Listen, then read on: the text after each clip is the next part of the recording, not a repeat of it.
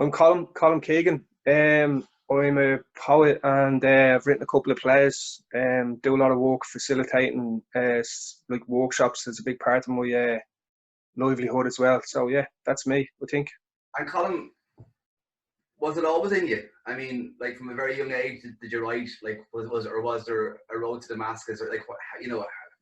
How did it happen? I don't know. I think it was just a reader.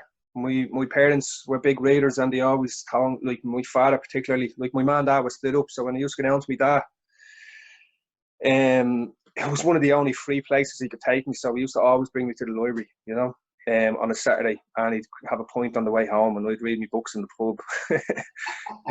But he was always like kind of, I'm actually, maybe there was an ulterior motive to get me the books, but he always pushed the idea that reading is power, and knowing things is power.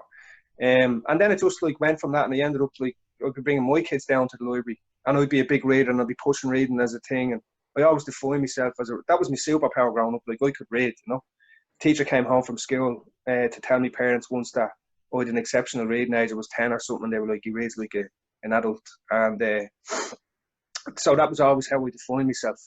And then I always taught myself as being kind of smart, which that changes quick enough as you grow up. But like, yeah, and then just by extension, I just remember just ended up meeting a lot of creative people. Like the job I worked in, I worked as a graphic designer, and everybody there was kind of a waylaid artist, Paddy Kennedy he was like in his 40s when I started, and he thought it was an absolute easy, he was like a little fucking gruff kind of 20-year-old, and I hadn't got a clue.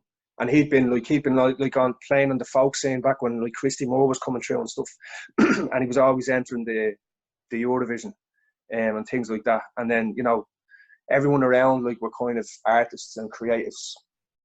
And I met one guy in particular, a fella called Bob Bourne. He came, and he's from Jobstown and Tala. And he came and he got a job in their place, but he was drawing comics, and he was a really driven, ambitious guy. And I remember, like, I'd had 2 kids at this stage, and I was like coming to 29, 30. And I realised that I'd kind of let that part of myself go, being creative, and it was kind of woken up again in me. I think it was that, like, with the stability in my life, and I kind of got the kids, got the house, and all that kind of stuff was going on. And I was like, yeah, shit, that's not all I wanted to be. It wasn't just about, like, that was a big drive for me, to just being a good dad. And then I've been doing that for about 10 years, and I was like, yeah, I think there was more to this. It was supposed to be more to this, like, to life, I think. Yes, it was a funny thing, like being a father kind of activated that sense of what am I, you know what I mean? And then Bob and Paddy and all these people around me who are really creative, I was like, shit, like I'll give that a bash. And then I just went to a writing workshop in a local library, and it kind of spiraled from there. And did you write at all when you were a kid? Like, did it kind of, were you doing anything? Were you doodling? Were you, was there anything kind of? Or was it was always drawn. Like, my thing was art, being an artist. I wanted to draw comics when I grew up, or I wanted to be an animator. But then, like, when I got with my ex-wife, like, 4 kids together, but like when we met first, like, I tried to impress her by writing, you know what I mean? It's like, look at what I can do. And like the first poem I wrote was for her, was for Genevieve, and it was show me any mountain to climb for you, show me any sea to swim for you, have ignited the fire in my heart which no one can ever dim. You know what I mean? It's like corny as fuck, but I meant it, and like, yeah, it was like, it was an extent, how do I show off with words? It was like, that was the thing. How do I like it was like the peacock kind of waving his feathers, and I used words to do that. And in first year in school, I would have been 2 years behind everyone else in terms of like development. I was such a little fucking pipsqueak. I could swing out with a fella's toys in my class. It was so small compared to them, and I had no power, and like with lads in school, in secondary school, I think you have to find your place, and I just was funny, and I could write funny little raps, and that was my thing, Yeah, and is that, I mean, you mentioned there earlier on, but is that that power, that superpower, or that kind of sense of fitting in when you're younger, about having, in a male secondary school, was that a great asset to you, that kind of sense of having this thing that you could hang on to rather than ties? It was like, it was all I could do, you know what I mean? Like, there was, some people were footballers, some people were good with the ladies. You know what I mean? Like, it's funny. Like, if you look back at all the little like archetypical blokes, and I just couldn't like cut it as any of them. So, do you still find that now? Because you do an awful lot of work in school environments now, teaching. Do you still see that kind of demographic, or those kind of, you know, internal relationships within the school, within lads, or has it changed? It has changed in really interesting ways, but no, it's still the same. You know, it's definitely still the same. Yeah, like, you know, just deep down, what we're like is kind of, there's a lot, like, you know, it's like with young men as well. It's funny in schools. You could say so much has changed, but it's really, yeah, they're pretty much the same, I'd say. And what do you think has changed, Colm? What's the kind of things that have changed?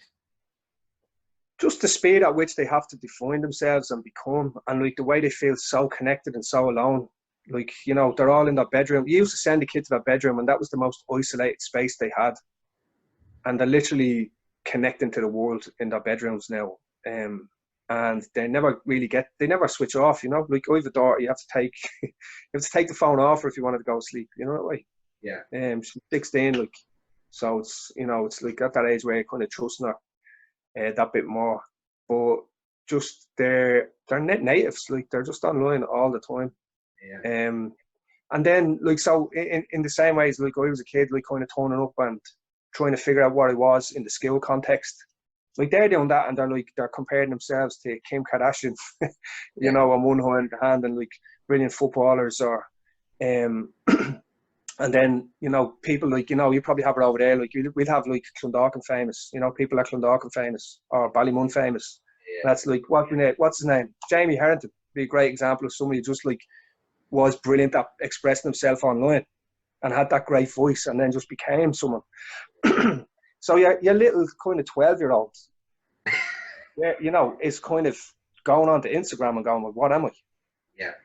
You know what I mean? So like, and then in the context of like creativity and all, that's also really exciting and intimidating, because like, if I was starting to write now, and like, there was no internet when I started off, so when you turn up and you're like, it's like a double-edged sword. You've got your, one of the big things about being a creative is trying to find your tribe. And then you kind of need like the right kind of hot housing before you're out in the world. And that happened with me. Like, I was in a writing workshop for a couple of years before I pushed out and started doing gigs in town and stuff like that as a writer or as a poet.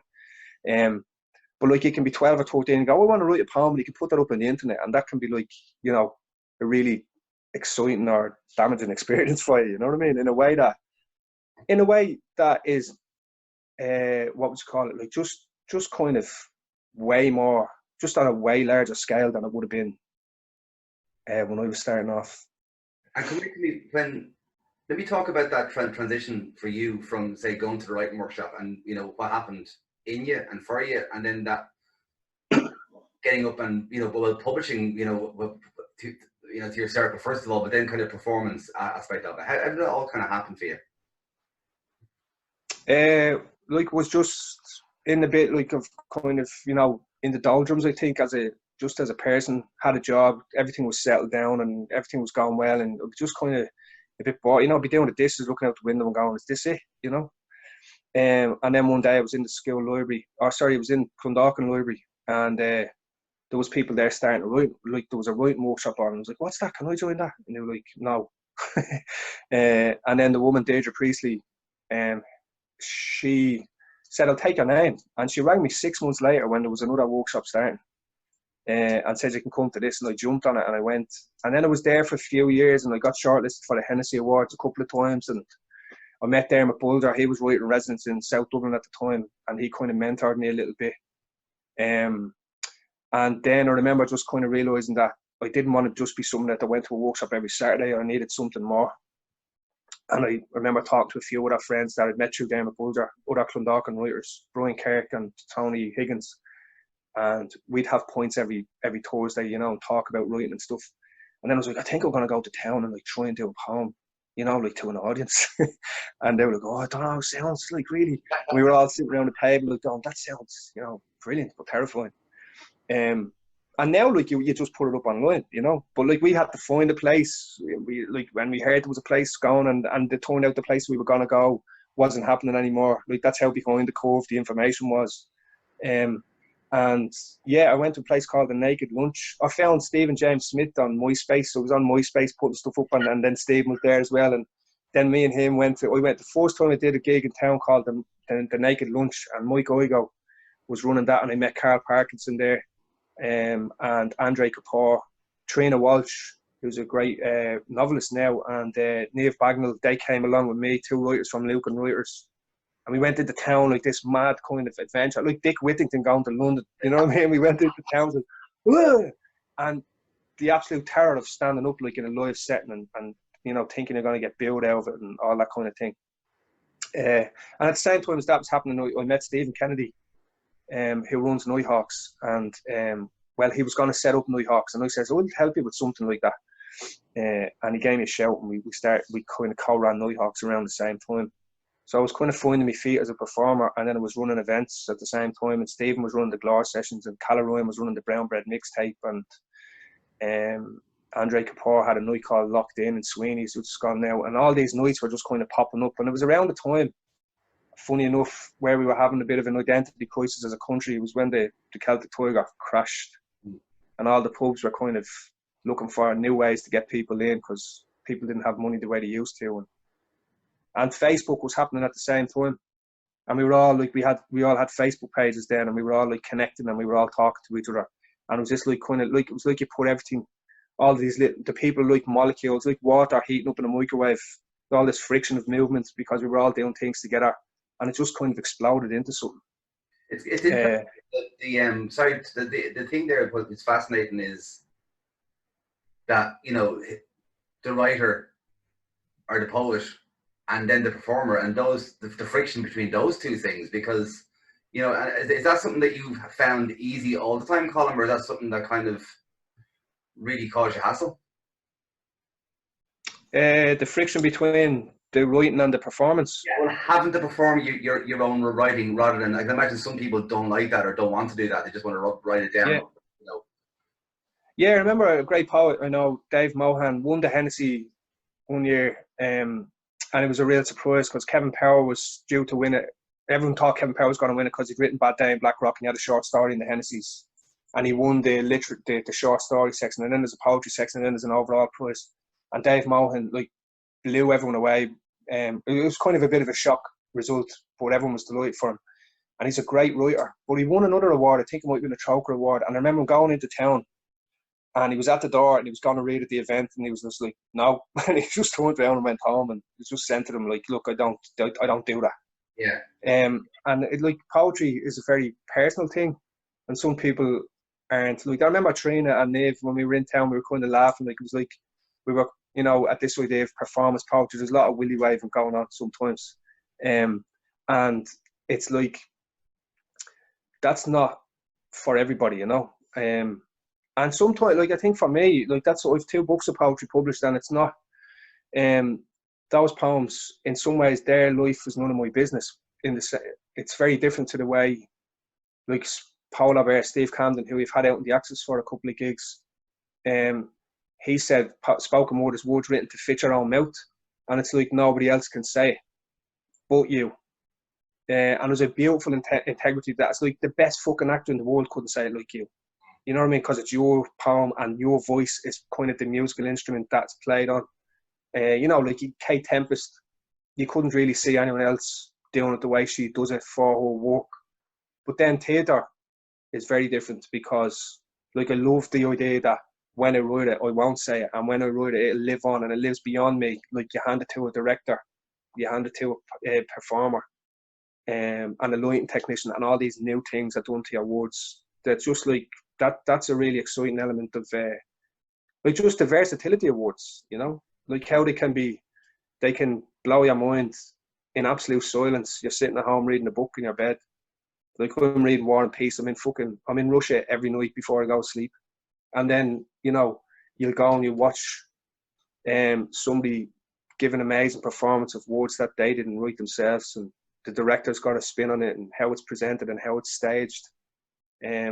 and then how like I can connect. Like I'll be in a school, you know what I mean, and I'll be doing poems, and there'll be two fellas, and they'll be like, "This is fucking what's this," you know, and they're looking at each other and they're ready to laugh, and you just look at them, like, and it's just something about eye contact, and they see you, and then they hear you because they see you, and then they know, and then there's this mad, like they can follow that poem right down to its roots in me, and there's this mad integrity to it. So yeah, there's like, that's when I think about, like, I used to really struggle to get up in front of people and say stuff, and I still do, you know. Like when I remember once being really nervous about reading a poem because it's so personal when you share your own work. I used to, like, you know, the old Dutch courage, like I'd have a beer beforehand, and you can really see that kind of relationship between performance and drink and drugs, because it's so scary. You need, like, somehow you need armor. Now we haven't drank for a good few years, and it's really, I love that kind of vulnerability now that, like, I used to kind of take away from myself by, like, maybe having a quick beer beforehand or something. Talk about, just go back there for a second and talk about the Dublin of that time when all those, you know, people were kind of, and the spoken word scene was developing, and maybe tell us a bit what happened then when you kind of, that, you know, the alchemy kind of began. It was all alchemy. It was all like spontaneous and beautiful because it was an accident, and it wasn't. It was just like a wave. It just comes, you know, and you're like, where the fuck did that come from? You look back, you can say it was all because this happened and that happened. Like, people are great for, you know, if this then that. We look back over the timeline, like a commentator watching a football match, and we explain it all like this plan. But it was just a beautiful kind of spontaneous thing, and it was driven by great nights with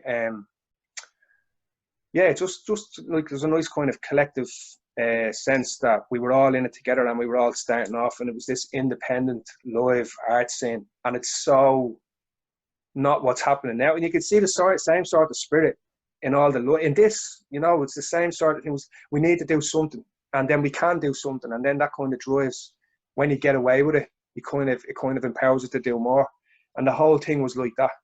And then, you know, I think Nuala O'Neill, the producer in Arena at the time, she kind of saw it as well, and she kind of recognised it, and she was saying to young poets, come in and record a poem, and, you know, so, and all these people that would be performing at, like, Nighthawks or the Brown Bread, or like the Monday Echo turned into, after that, the Glore sessions that Stephen ran turned into the Monday Echo.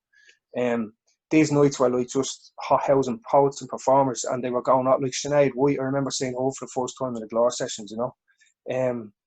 So it was just a real DIY sort of vibe, you know. And it was nobody was waiting around for somebody to do it for them. Everyone was just doing it themselves.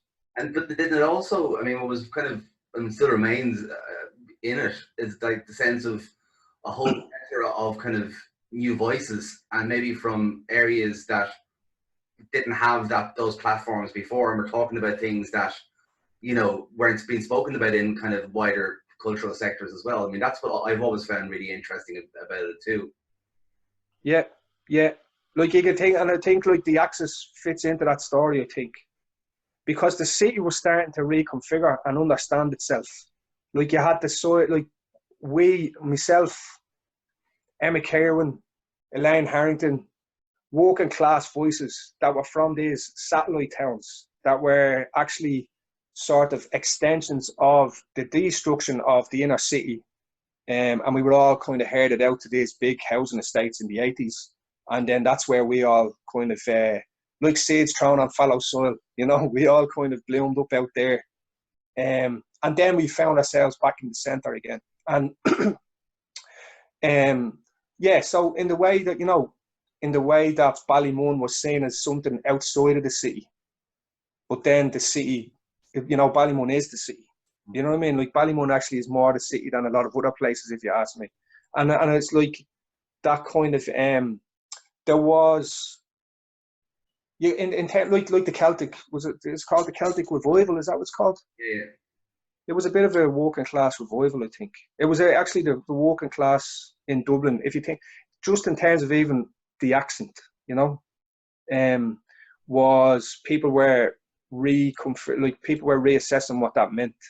and then people like Carl Parkinson and Emmett and Elaine were redefining what it meant. And then on the theatre, like, and Damien Dempsey as well. You think of Damien Dempsey, and Marco Rowe, and people like that, and you can follow like people like Marco Rowe all the way down to someone like Claire Monaghy now, you know, like in terms of like just like how the voice is represented on stage, like with Charlie's a Klepto and stuff like that. So, yeah, and like if you look back, like 10 years ago now, and all that was kicking off, 2008, 2009, 2010. Yeah, I think you could definitely look at it like some sort of literary revival, and it might be viewed like that in years to come, you know. And then you started a festival. Yeah, Lingo Festival. Yeah, that was kind of part of it, I suppose. That was an extension of and a product of that scene. Yeah, so 6 of us, we're all kind of who've become close friends. And myself, Stephen James Smith, Calla Ryan were good mates, and we'd written a play together. And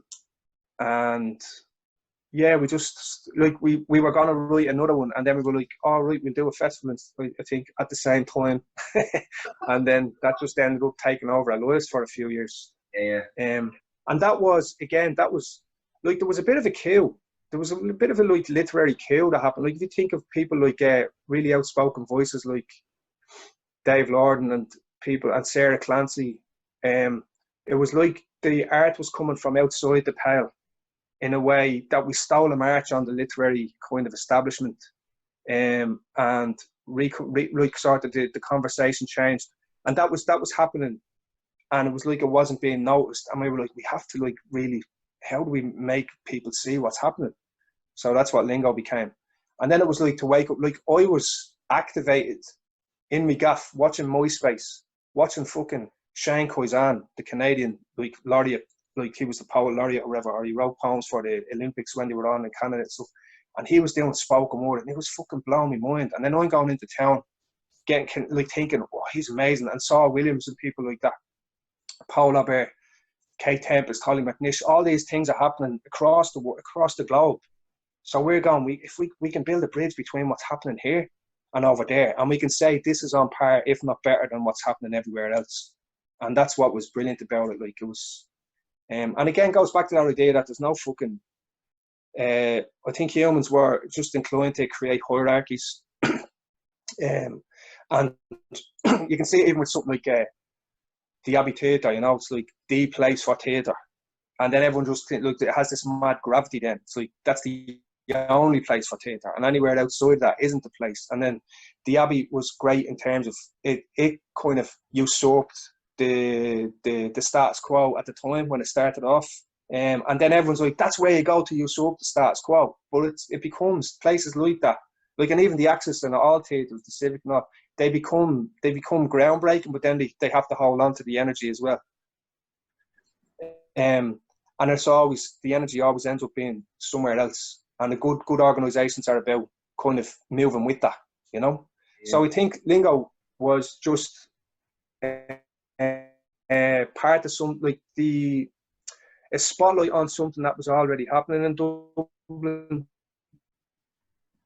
And you could see, like, then out of, like, at the same time as Lingo was happening, like, you know, Emma was making Heartbreak, Sarah Griffin was doing, like, the repeal movement, that great poem that went forth from the repeal movement, and poetry and spoken word was sort of becoming part of the mainstream. And then, you know, like, then the advertisers cop onto it, and then they start trying to commodify it in a way that, you know, some poets mightn't. Like even Lingo, you know, initially, like, we had this huge debate around, you remember Guinness were kind of moving out of sports and into the arts, and there was a brilliant, vigorous conversation around whether or not, you know, a spoken word festival or a poetry festival should take that kind of money.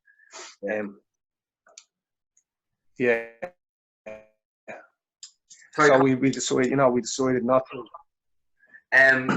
In relation, Go on, yeah. In relation to your move then into plays, and into, I mean, obviously you did the Three Men Talk, and then we commissioned you to take a look at maybe the early part of your childhood here in Ballymun, and you wanted to talk about Ballymun and its relationship to you and the city. How did you find that difference between writing poems and developing a script? Yeah, it was interesting. Like, I've been trying to write a novel. Like, the whole journey for me started with this idea of wanting to write a big story, and then, you know, that's still knocking around in a drawer somewhere.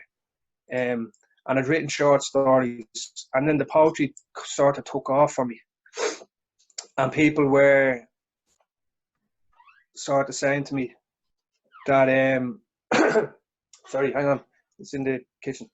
That's my daughter looking for her phone. But there's yeah, I remember, like, there was an event when we were running Nighthawks, we were kind of going, oh, we'll do a big event in the Project Theatre and we'll hire it out and we'll do it for charity and we'll fill the theatre and we'll get loads of people in it. Then Stephen Kennedy, who was organising, said to me, you know, and you can do some poems. And I was like, or I can do, like, you know, a short story or a play, like have a little play. And he's like, you're a poet, Colm, you know. And I remember going, cheeky, you know, to tell me that I'm a poet, like, because I didn't want to be a poet, you know, like I thought it was something different. And so when you get the, I'd always wanted to write a big piece. I'd always like loved the idea of the stage, and like, Dermot Bulger would have been again first play I saw. Like, when I got back to, like, kind of looking at theatre as a writer was was it The Long Way Home? What's it called? The Journey Home. Dermot Bulger's saw that out in the Axis, and he'd be like the template for me of, you know, a writer that he writes theatre, he writes short stories, he writes poetry and novels, and he's kind of beyond definition in a way. It's that versatility is a part of a writer's life. So when I was writing plays, when I started, like, the opportunity to write plays was like, yes, brilliant. I get to show who I actually am instead of just a poet, because I thought being a poet wasn't, it doesn't just stop there for me, you know, it goes beyond that. And again, the same with, like, I did the 24-hour plays in the Abbey a couple of years ago, and I wrote a little 10-minute piece, and I loved the idea that people were like, I thought he was a poet, you know what I mean? And they're like, but he does that as well, you know. And I just yeah, I remember even, like, being on the radio years ago and someone saying, I'm here with poet Colm Keegan, and I was like looking around, there's a poet here? No, like, because the title, you know, you don't I feel like it's kind of, it pigeonholes it a little bit, because like, you know, I'm just creative, you know, and I fuck around with words. So I think of it like that should sort of remain beyond definition. Like, even in terms of, like, someone like, there are poets who don't sell books, you know what I mean? Like, it's all about the videos and it's all about the performance, and it's kind of all changing. And like, if you say it's only one set thing, then you're doing yourself a disservice. So, like, even I remember getting actors years ago in the Gate School of Acting. I did a workshop with them where I was getting the actors to perform their own writing and say it has to come from real experience, and like, sort of reconfiguring their relationship with writing as well. And Stephanie Kreisner was one of the people who was in that workshop, and I remember saying to me, like, that she, you know, something clicked for her then. She went on to write Our Father, I think, was the first play. We were in the Fringe at the same time. And then she, you know, she's had a brilliant career. And she's another example of somebody who's really very, like Dermot, does it all, you know. And Colm, sorry, just kind of one more question for you.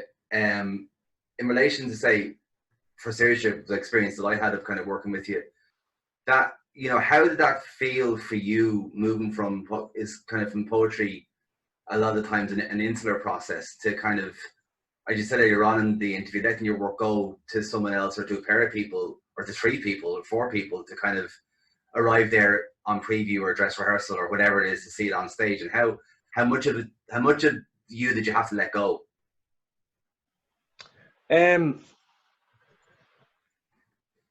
I think I'd always liked the idea, see, because I sort of had a feeling that I didn't want to be somebody kind of an 80-year-old getting up on stage doing performance poetry. You know what I mean? And I always had this idea that I needed to kind of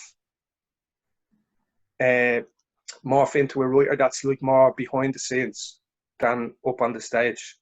And like Three Men Talking was all like, it was written from our own perspectives, and we were up there standing there. But and I tried to write, like I've done a bit of, like I used to be a script consultant for Kirsten Sheridan, and I did a bit of work on scripts with Ken Wardrop and stuff like that. And just the idea that the writer, like in film, like the writer is so not central to the process in the way that he can or she can think of themselves. If you're a novelist, it's like it's just all your show and you're in complete control. And then I was just I wasn't precious about it at all. And it's a real interesting exercise and trust to hand your work. Like I hadn't handed me work to a director the way I handed it to you, and that could have went very badly for me, I think, you know, but it didn't. It worked out really well. You did a brilliant job. And I had experiences with writing where, like Marco Rowe had a great phrase. He gave up writing television, or he gave up writing film years ago because he got sick of getting paid to make his work worse. So there's this curious dynamic that can happen with the wrong people when they have your work, you know. And I've done commissions where, like, you know, I've had failed commissions where the things didn't marry up, and I was like, look, this isn't for me. I'm not doing this. Yeah. You know. Because they don't understand it. They just don't get it. So you write something and they're like, yeah, it's like that great sketch from the Fast Show where people would be like, some fella turn up and he'd be presenting American Beauty. You're like, right, so the pitch would be like for a film like American Beauty. And then say, yeah, can we set it on a train and have Steven Seagal in it? And they just keep trying to make like some shit action movie. And like that's the fear around handing your work to somebody, that they'll make a mess of it in a spectacular way. That can ruin your reputation, you know what I mean? Like that can, if you like say, you know, a really, really powerful theatre or director or anybody who has the power beyond the writer can take it and destroy it. You know, that's the fear, I think, for a writer. But it's a leap of faith, and you can see a lot in Ireland. Like there's a lot of well, I suppose just that's theatre in a way. That leap of faith between the writer and the director, and what comes after they put down the pen. Yeah. So that was a really, like, I learned so much about that, doing that out in the, yeah, that was brilliant for me. But like I think you had a very different, I don't think you are just a director. Like, I mean, the way you took care of that process all the way through, I think it went beyond like the idea that I have of like the writer writes something and hands it to a director, you know. It was a very different process with that. It's nearly called it a co-write, to be honest. Well, no, I wouldn't. Colm, just to finish off, was there work when you were younger? Books. Is there a book that stands out for you when you were a kid that inspired you, or is there many? Or even now? Yeah, like, I mean, you know, right now, like, I'm loving Dan Smith's work because he sort of straddles like, I'm reading Homie, his new book, or their new book. And that's sort of straddles the spoken word, and like the work is performed brilliantly, like one of the best performances I've seen. But then the work is published in the New Yorker and poetry.org and stuff like that, and it's really respected from a literary perspective as well. Yeah, but like when I was growing, like I was saying earlier on today, I was talking to someone else about this, like that. Like my dad had me reading Steinbeck and the Ragged Trousered Philanthropist and all when I was a kid, you know, and trying to, like, and the ideas in them were just too big for me to understand. But just, I think, just the book, you know, is a beautiful thing because it's like you're trying on someone else's life. So, you know, like I was saying, I'm in Russia every night now reading War and Peace. Like, I've been reading it for fucking 4 years, man, you know. It's just such a great book. But when it, you know, like, I think back to one of the definitive things that happened to me was I was going to counselling, right? I did a lot of work on myself in the early 20s, and I think that was actually maybe a hidden part of my story, is that I had to, like, kind of untie a lot of knots around who I was and where I was from and stuff like that before I found my voice. But I was waiting to go to counselling once, and I walked into a bookshop in Dunleary, and I fucking found a Pat Inglesby book. Mhm. And I remember just going, he's just fucking talking. Like, I remember just reading, it was just like, hold on, like, so, you know, like the line break in a poem is such a big thing.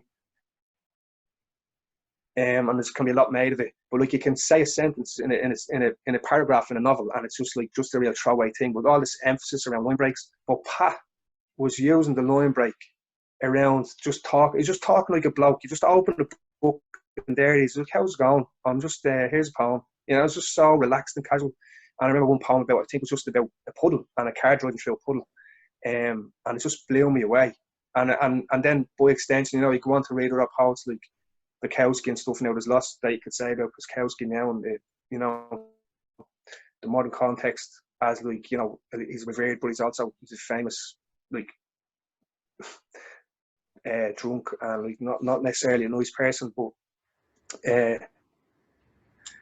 just reading the idea that you can talk onto the page and that has vitality on its own. So I think Pat sort of woke me up to that idea, and he's a brilliant poet, you know.